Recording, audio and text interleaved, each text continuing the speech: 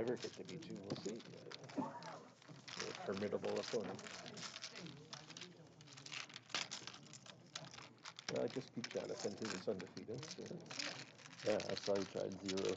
All right, hello and welcome to round 5 of the 2023 Midwest Major. Yeah. This round I'm playing Steve Hartzman. 29%. Steve plays a lot of tournaments in the Midwest. And surprisingly, the first time I ever played him was in 2022 at this very same tournament in Madison. Although we had been to a lot of tournaments and played in the same division, that was the first time we ever met across the board. So Steve is first. This was our second ever game.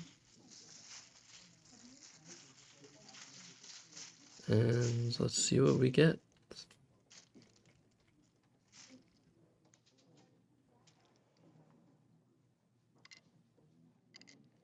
Q is the first letter. That doesn't usually bode well, but we got an I to go with it. Hopefully there'll be a spot for QI. Indeed there will be. Steve opens with age for 8, which means that the letters he's keeping are probably quite strong. This opens a lot of dangerous play already. I decided to go for Kaid, which is a little bit more aggressive than just playing QI and AI for 13. QI and AI keeps things a little tighter and leaves me with an extra consonant that I might be able to use, but it's at the cost of 5 points. I decided that I would just go for Kaid and hope that he can't punish that.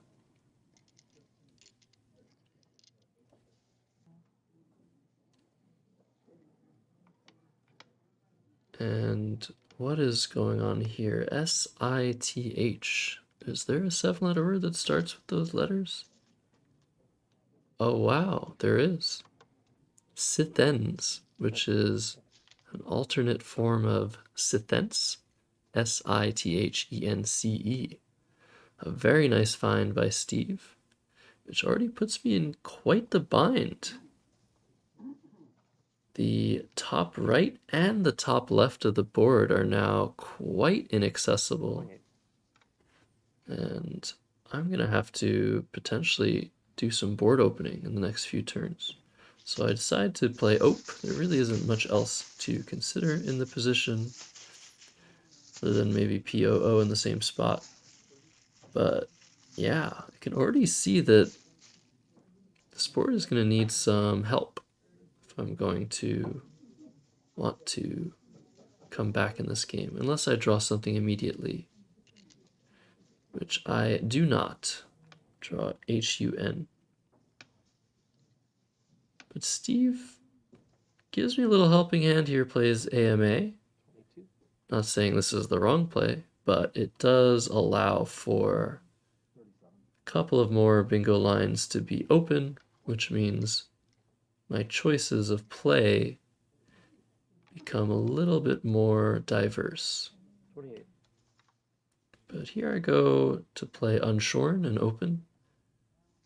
And this play isn't great, but I think it's the best I got. It opens a lane under the U. I now have that lane hooking on the TA. I'm scoring some points, but I overdraw. I draw 7 instead of 6. And Steve overturns FGS, giving me back FG. The reason this occurred is because when you draw 1 extra tile, your opponent gets to turn 3 of your tiles over and give you 2 of them back and throw the one that they don't want you to have back into the bag. So that was a big problem. I got rid of my S, that was by far the best tile I had.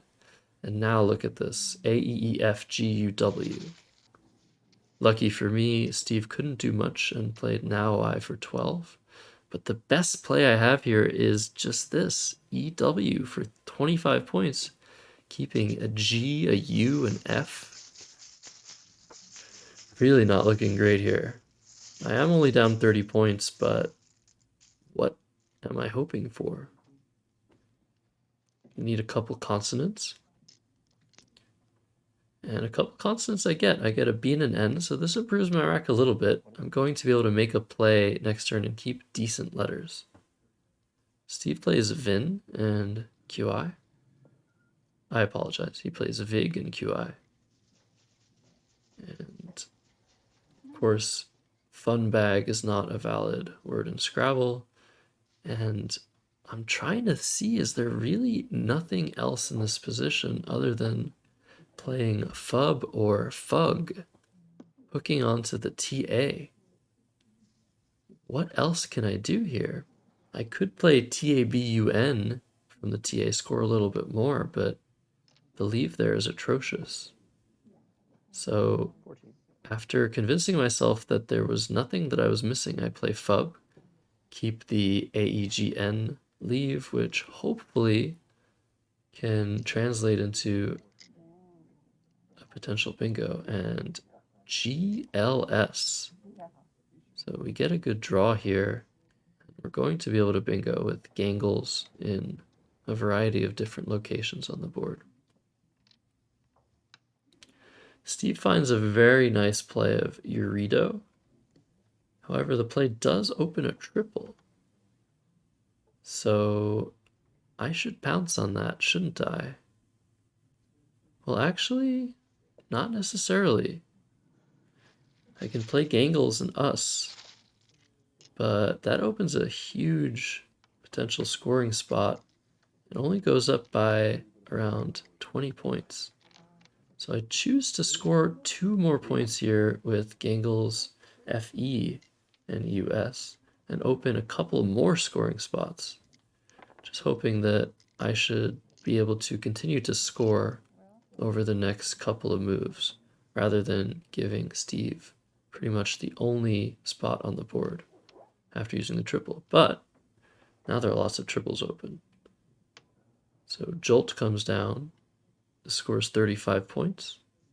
And I can actually gather a little bit of information from this play. There is one S unseen to me, and it seems apparent that Steve doesn't have it. If he had it, he would play jogs through the G in gangles for 60 points. But that doesn't happen, and so maybe I can draw the last S here. But as of now, I get to bingo again.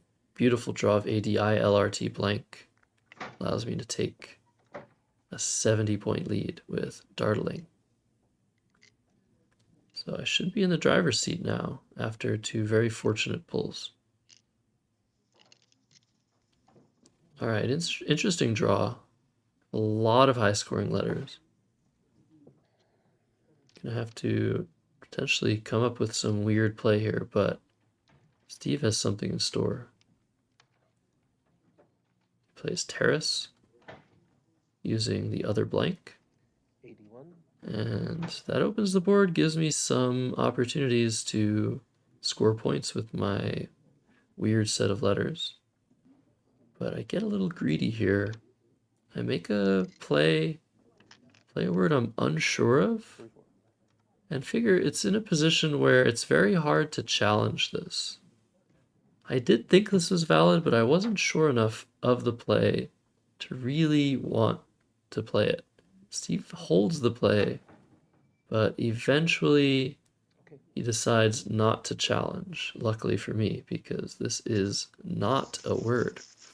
I was thinking of flocky with the L instead of the R. So I get away with a big play here. It scores 44 points. So this puts me in a decent position. I draw another pretty balanced set of tiles.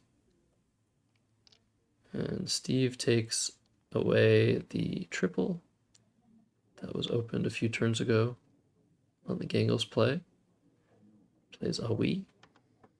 And now I want to play my V somewhere. And there's a decent spot under the DE on the top middle of the board. There are a couple plays available there.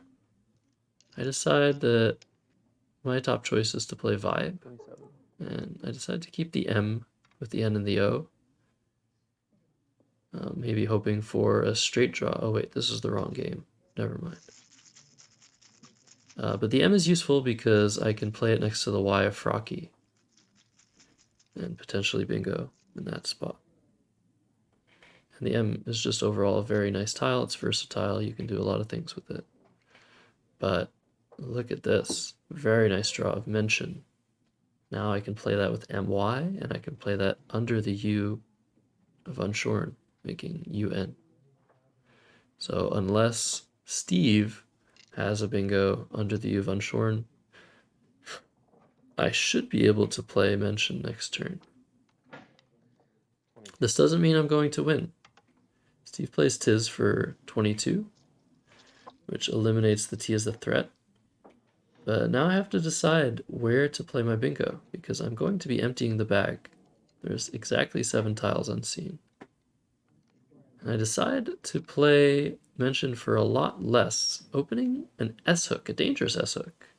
Because if I play with un, there are just so many more places on the board that Steve can bingo. All of the vertical floating tiles, as well as maybe bingo starting with A next to the Z and Tiz. But most importantly, that leaves the age spot open.